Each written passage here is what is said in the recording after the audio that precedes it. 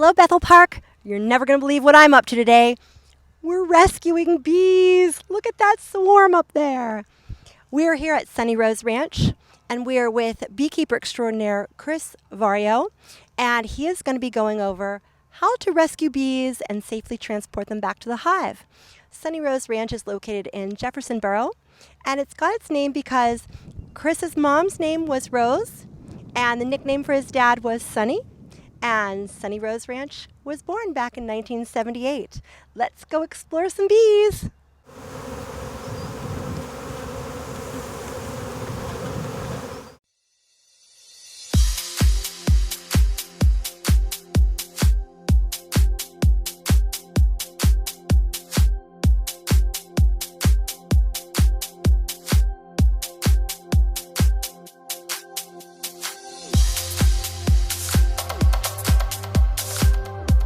We're here with Chris Vario.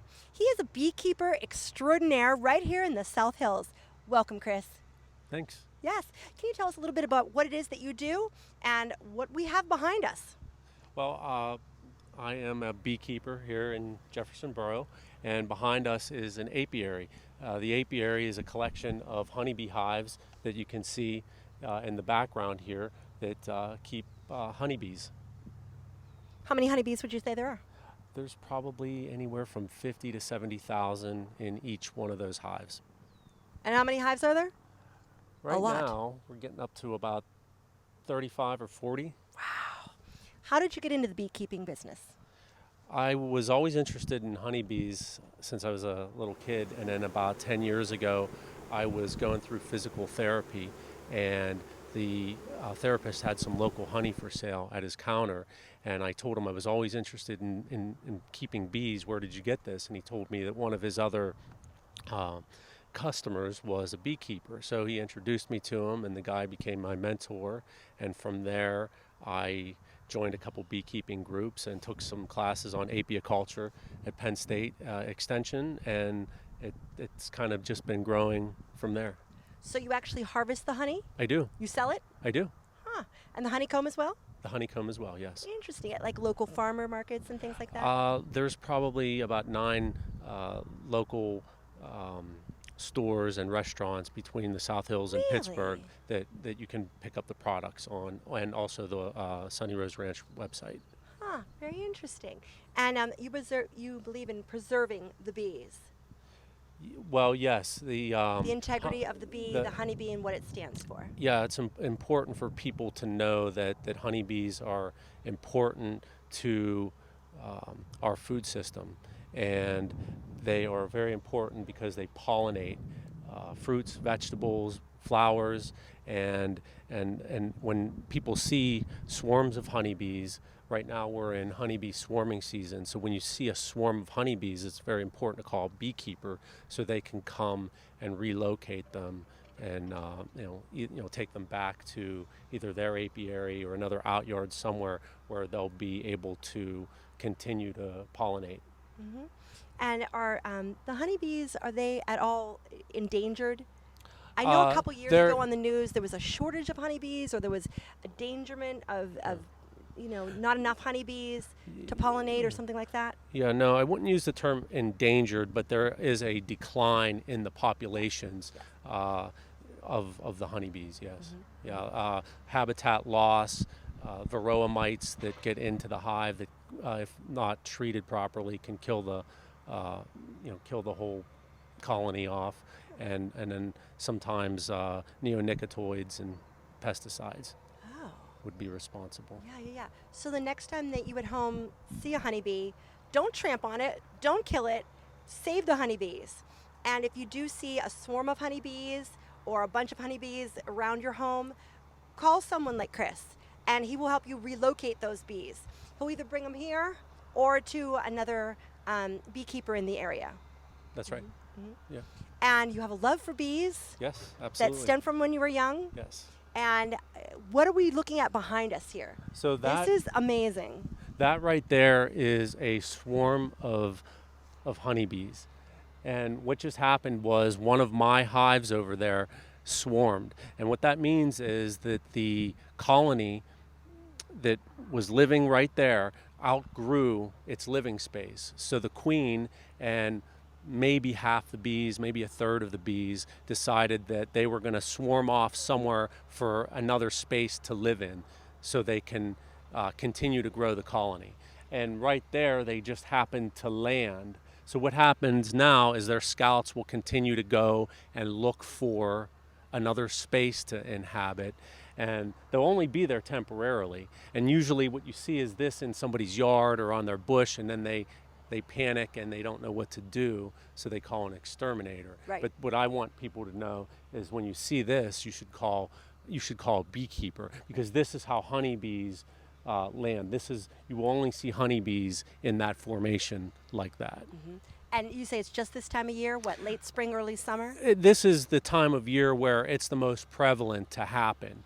It's Interesting. the queen is laying almost 1,000 to 2,000 eggs a day.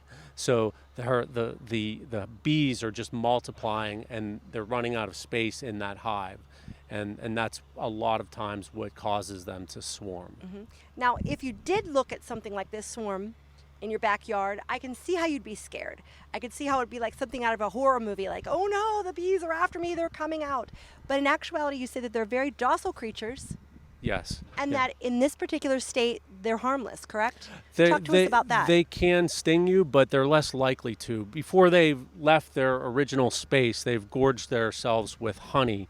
And bees actually have two stomachs, one for digestion and the other one is their honey stomach. So they've stored as much honey in their bodies as they can, so they can use it for energy and food along their journey until they get to their next Right. next space, their Right. next living space. And they don't know how far that's going to be, so they want to make sure that they have enough. That's right. And what you're going to do today is you're actually going to go up and retrieve this swarm, Yes. and then you say, what happens to the engorged stomachs once you retrieve that swarm? So they'll use that honey back at their new location. They'll regurgitate that back once they build up some comb, and then they start drawing out the frames with honeycomb, with wax. They'll regurgitate the nectar into the wax hex cells, and then that will eventually become honey. Wow. Yeah. And they're docile creatures, you say? They're Yes. basically harmless. You say that they come and go, and they have a job to do. That's right. Tell us about that. They are right now out foraging on nectar and pollen, and they're bringing it back to the hive, and they're preparing themselves for the cold weather months that lie ahead. And there's plenty of flowers out right now for them to get their nectar from. That's So right. that's good, that's positive. All you people at home that are growing your gardens and your flower gardens, more power to you. You're feeding the honeybees. And right. I see that there's actually two swarms up here in the tree. One's up a little bit higher. But how many bees would you say are in that particular swarm? In that swarm, there's likely 5,000 to 8,000 honeybees. That's crazy. That's crazy. And since the time that we've been standing here talking, it has been getting longer and longer and bigger and bigger. So it started off, it was like a swarm of bees in the air. So you could just see them like going around like a bee tornado. And then one by one, they would perch on the leaves, they would perch on the tree until they formed like a cone or a sack kind of thing coming down from the tree. And it looks absolutely amazing. And he says that they won't hurt you because they're busy doing their thing. They have their tummies filled and they're good to go. And it's important to let people know that they can still sting you, that they're less likely to, Right. because their stomachs are filled with honey. It's hard for them to bend, but they still can sting you. So you would want to proceed always with caution, but call a beekeeper to come and safely remove them. How many beekeepers would you say there are in, we'll say, South Hills, Allegheny County, Pittsburgh? It's a growing network. There's a Really? network of us. So network of if beekeepers. I can't get to a swarm of bees, I know somebody who can. Or there's a Google group that is firing emails every other minute of the day about beekeeping questions. It's actually the Berg's Bees Google group, and one of us on there that's monitoring it will be able to, somebody will be able to come and relocate a swarm safely. When I first spoke with Chris about his beekeeping hobby, lifestyle choice, whatever it is. I thought that this would be a great segment for Healthy, Fit, and Strong, Bethel Park TV, just because honey is good for you and bees are docile creatures, but I've come to learn so much more. I've come to learn that bees won't bother you if you don't bother them.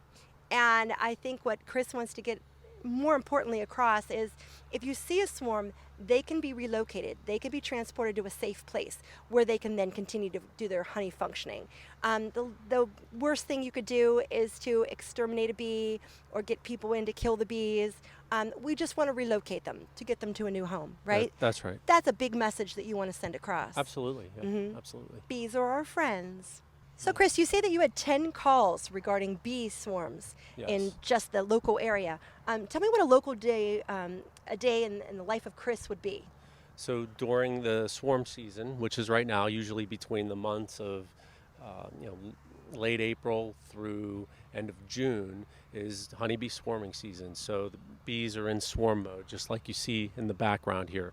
And I will get likely 4 to 10 calls a day with people calling about honeybee swarms in their yard or on a bush or in a tree, just like this one, and they're not sure what they should do, and they call me, and if I can't do it, I will call somebody, or I will put the call out over the Google group, and then somebody will be able to get to those swarms of honeybees. So this is what happens in the day. So then I bring those swarms back here, or to In a box? You bring them, transport them in a box? yeah, I transport them in. I have a styrofoam box that it's very lightweight. So when I get up into a tree or a weird situation, it's a very lightweight box. I can get it and kind of get the bees into the box, which I'll show you here shortly when we take that one out, how it's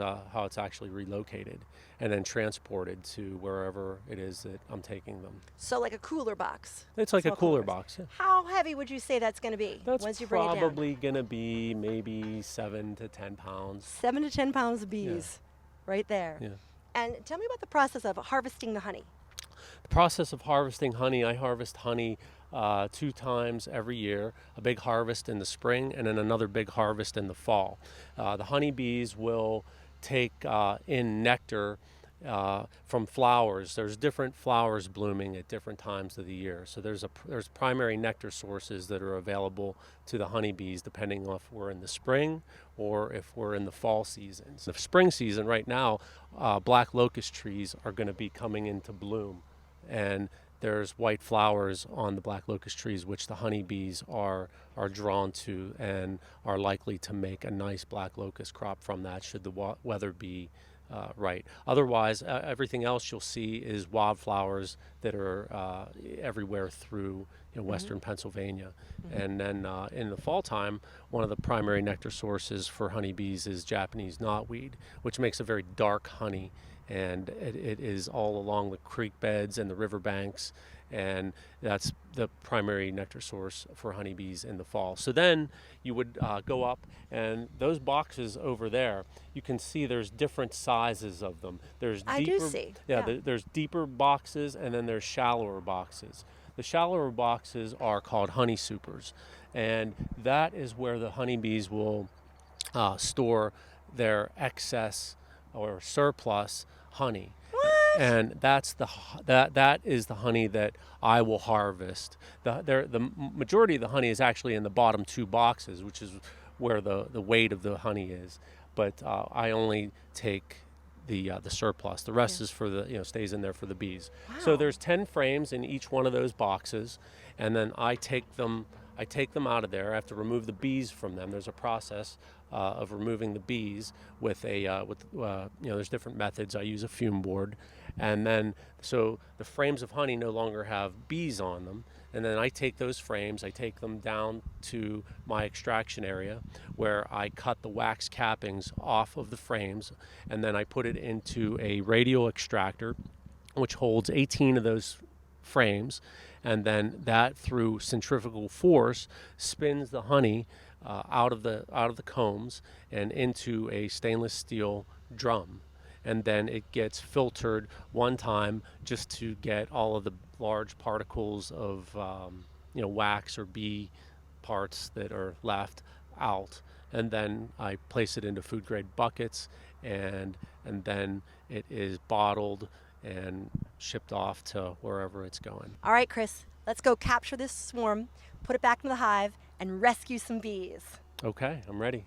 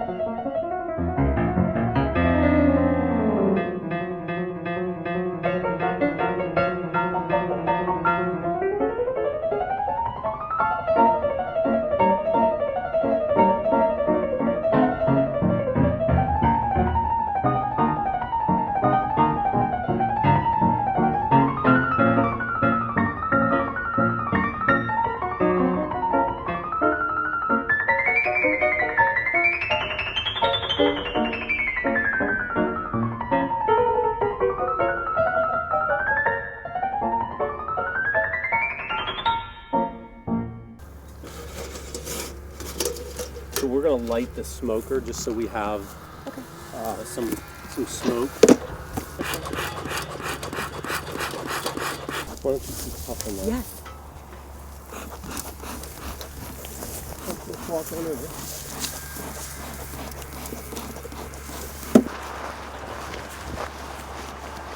So this is a couple components of a hive setup. This is the base. And then I'm going to go grab one of these, which is a deep super or brood chamber. Sorry. You can set that if you don't want to keep puffing. You can just set it on the top of any one of those hives for now. And then this is a telescoping cover, which will keep them out of the weather. It's a white wax honeycomb on the ground. Did they build it? So what we're going to do first is try to relocate some resources from other hives. What I mean by resources is frames that have the drawn comb similar to this on them. This right here is just plastic cell foundation, which gives the bees a little bit of a head start. So they'll build their comb off of this plastic, but they actually need to draw all the frames out with wax in order to store honey, nectar, and pollen. Okay. So, and for the queen to lay eggs in. So what I'm going to do is I'm going to take some of my other hives here, and I'm going to grab some of those resources and put them in there, which encourages that swarm to stay here and not continue to go look around.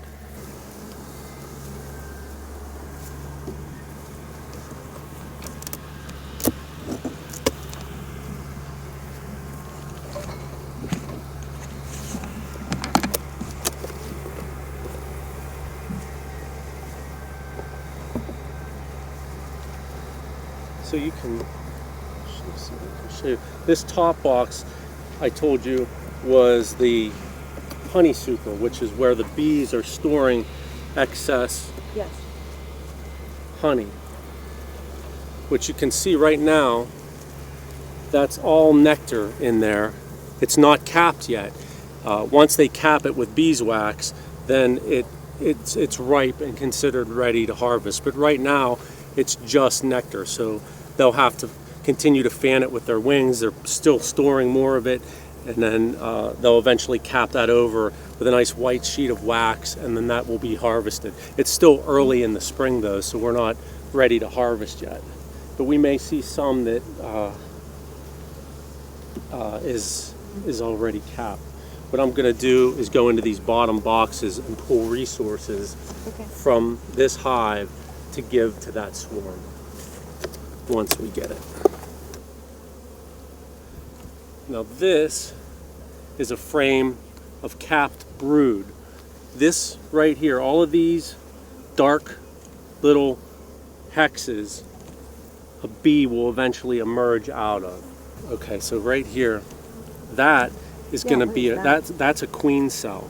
So what likely happened here is that this hive swarmed, and yeah, these are all queen cells. A queen is going to be born out of these cells right here. Do the bees know it? Yes. Yeah. So the hive, the existing queen that was in this hive swarmed up into that tree over there. So these bees will raise a new queen. Well, how do they decide if there's 3? Well, there's likely more. There's probably 12 or 15 of them. And what will happen is each queen will come out of these queen cells, and they will find each other and kill each other, and there will be only one left. So the dominant one will be the one that is the queen for this entire colony. Have you ever witnessed that? No, but I have seen them emerge from the cells. Okay, so on this side, you can see some of the white in the cells. That's the larva. Can you see the white? Yes. Yeah, in there. That's larva. So that will eventually be capped. And those are yellow. Into brood. Well, the yellow is the pollen. Those are I pollen. If you look really close, I'm going to let you hold this. In these cells, you'll see like a little, like a worm, like a curled worm, like a larva. Oh, that's a bee emerging from the cell. Yeah. Can we get that? It's happening right here. So you got to see that firsthand. Every one of these will emerge new honeybee. This new one, see, it's like whiter than the other ones. Brand new. He doesn't know what he's doing. They're all females. The only ones, there's male bees in here that are called drones, which are a little bit bigger, but they're few and far between. I'll show you. All honeybees are females? With the exception of the drones. All of these here are female bees. Right here is a drone. You can tell the difference. Right? Where'd he go? Yes. This is a drone. Yes. That's a male bee, and they do not... Can you see how much bigger, Dave? They don't sting. They don't have stingers. The female bees and the queen are the ones with the stingers. But this is a drone. And what does he do? Just work? The drone mates with the queen. That's really their only, purpose, is to go out and mate with the queen so she can come back and lay eggs. And I'm going to take this into the other hive.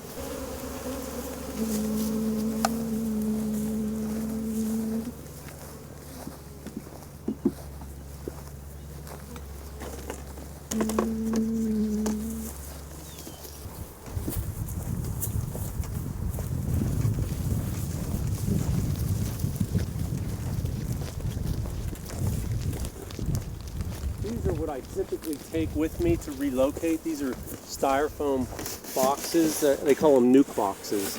And they're light, and I'm able to kind of hold them in place if I need to. I'm just gonna have this here in case I need it. But I'm gonna bring the ladder over, do some pruning, and then eventually get the Great. swarm.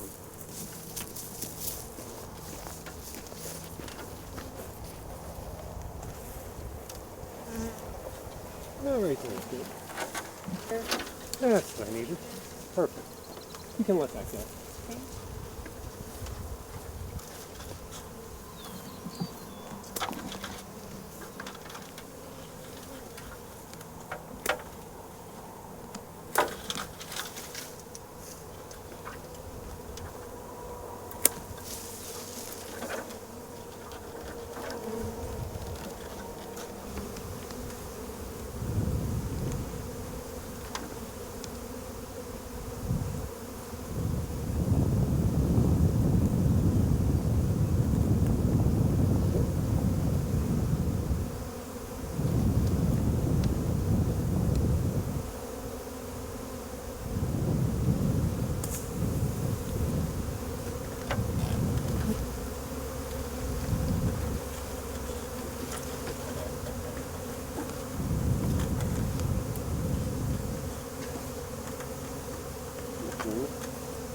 put this one in the swarm box for right now.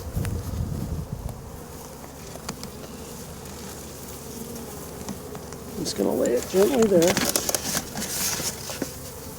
and then cover it. And then I'm going to get the rest of them hopefully on this guy.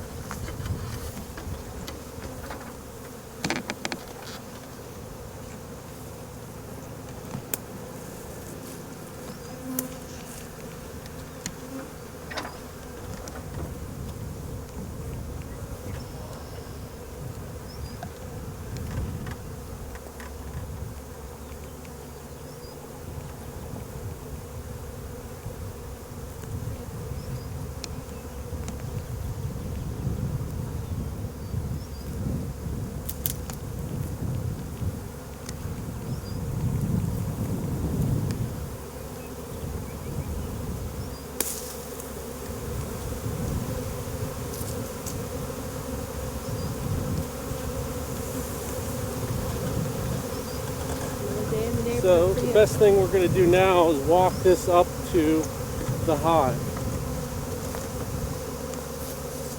But that's the swarm of honeybees. Can I feel the weight? Yeah. You got it? Yes. Wow. Why don't you walk up Yeah, here? sure.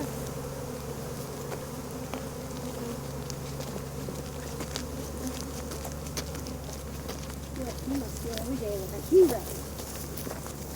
Even these lives.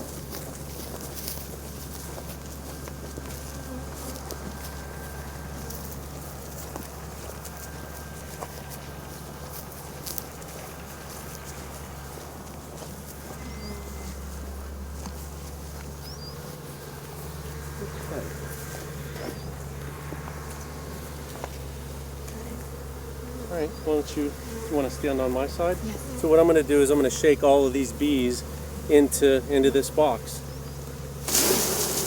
Oh my gosh. And they're happy there. They're good. They'll settle because there's drawn comb in there. Right, but I mean, they seem to like it there.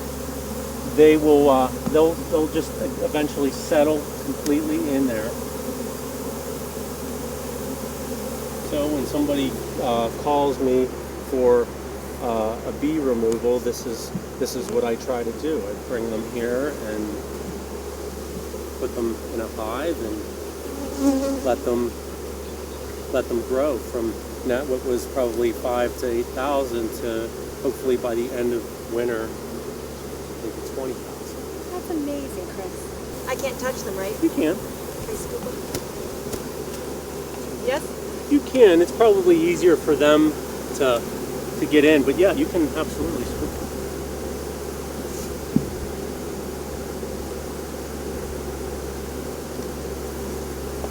What you gonna do when you have a swarm? You call the bee team.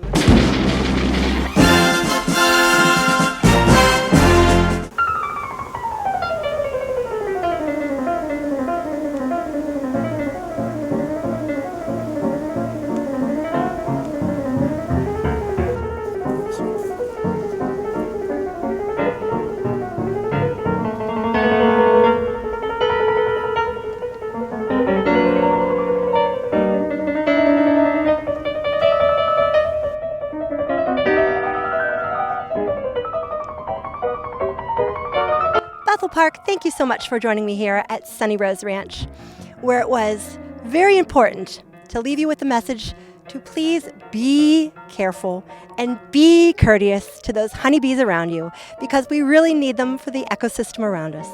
Thank you, and I'll see you next time. Happy summer!